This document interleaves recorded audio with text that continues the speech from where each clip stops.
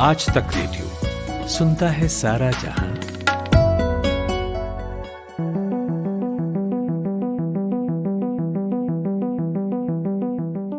पिछले कुछ दिनों से एक नाम बार बार सुनने को मिलता है, गलवान घाटी। पूर्वी लद्दाख में लाइन ऑफ एक्चुअल कंट्रोल से सटी इस घाटी से होकर गलवान नदी बहती है। 15 जून की रात चीन और भारत के बीच जो हिंसक झड़प हुई वो इसी घाटी में हुई। ये घाटी जिस इलाके में है वो लद्दाख की सुरक्षा के लिहाज से भारत के लिए बहुत अहम है।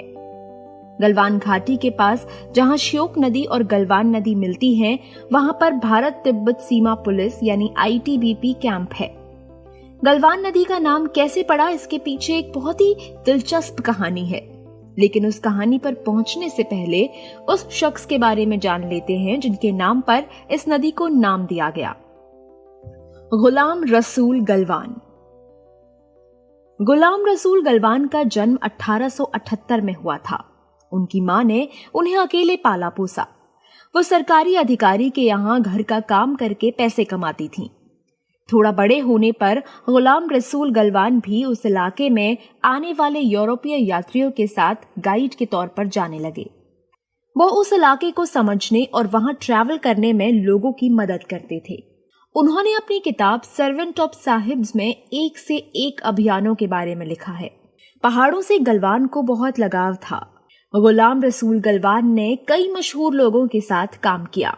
काराकोरम रेंज हो या तिब्बत, यारकंद के इलाके हो या पामीर के पठार, गलवान ने कई कठिन यात्राएं की। गलवान हर मुश्किल को चुनौती की तरह लेते थे। 1887 में काराकोरम पर्वत की ऊंचाई नापने वाले मेजर गॉडविन ऑस्टिन के साथ भी उन्होंने यात्रा की। 1890 से 1896 तक वो सर फ्रांसिस यंग हस्बैंड नाम के डिप्लोमेट के साथ थे, जिन्होंने ब्रिटेन और तिब्बत के बीच 1904 का समझौता तैयार किया था। यंग हस्बैंड तिब्बती पठार, पामीर पहाड़ और मध्य एशिया के रेगिस्तानों की खोज में निकले थे। गलवान भी उनके साथ इस अभियान में चल दिए। इस समय उनकी उम्र सिर्फ 12 साल थी। इस तरह से कई जाने माने लोगों के साथ घूमते हुए गुलाम रसूल गलवान ने अपनी जिंदगी बिता दी। 1925 में 47 साल की उम्र में उनका निधन हो गया। अपनी किताब में उन्होंने लिखा, 1892 में चार्ल्स मर्रे वहां आए तो गलवान उनके साथ यात्रा पर निकले थे। इस वक्त वो सिर्फ 14 साल के थे। इस यात्रा के दौरान उनका ग्रुप एक जगह अटक गया। वहां पर सिर्फ ऊंचे पहाड़ और खाई थी।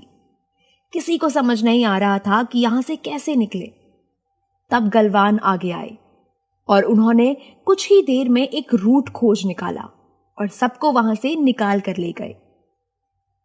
गलवान की सूझबूझ से ना तो किसी को कोई परेशानी हुई और ना ही कोई चोट आई। लद्दाखी इतिहासकार अब्दुल गनी शेख के मुताबिक गलवान की समझदारी से चार्ल्स बहुत प्रभावित हुए और उस रास्ते का नाम गलवान नाला रख दिया। वही जगह कहलाती है गलवान घाटी, जहां पर इस वक्त भारत और चीन के बीच तनाव का माहौल है। मशहूर पर्वतारोही हरीश कपाडिया के मुताबिक उन्होंने किसी बड़े भौगोलिक इलाके का नाम किसी स्थानीय शख्स के नाम पर रखते नहीं सुना। ब्रिटिश नाम दिए जाते रहे हैं, लेकिन किसी लोकल के नाम पर कभी नहीं। गलवान ने गरीबी के चलते जो रास्ता चुना वो उनका जुनून बन गया। पोर्टर की तरह शुरुआत करने वाले गलवान सफलता की सीढ़ियां चढ़ते हुए लेह में ब्रिटिश जॉइंट कमिश्नर के चीफ असिस्टेंट बनाए गए। 35 साल तक उन्होंने ब्रिटिश, इटालियन और अमेरिकन एक्सपोर्टर्स के साथ मिशन को लीड किया। इन्हीं यात्राओं के दौरान गलवान ने अंग्रेजी सीखी और अपनी आत्मकथा लिखी। गलवान को अंग्रेजी के गिने चुने ही शब्द आते थे। अमेरिकन एडवेंचरर रॉबर्ट बैरेट के साथ जुड़ने पर गलवान को अपनी कहानी लिखने की इच्छा हुई। वो टूटी फूटी इंग्लिश में बैरेट से बात किया करते थे और धीरे धीरे उन्होंने अंग्रेजी लिखना और बोलना सीख लिया।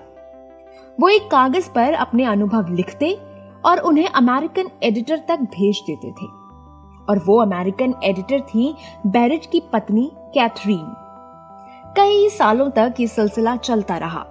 1923 में कैम्ब्रिज के एक पब्लिशर ने गलवान की आत्मकथा को छापा जिसकी भूमिका सर फ्रांसिस यंग हस्बैंड ने लिखी थी। तो ये थी गुलाम रसूल गलवान और गलवान घाटी की कहानी। मुझे यानी गरिमा को दीजिए इजाजत। नमस्कार।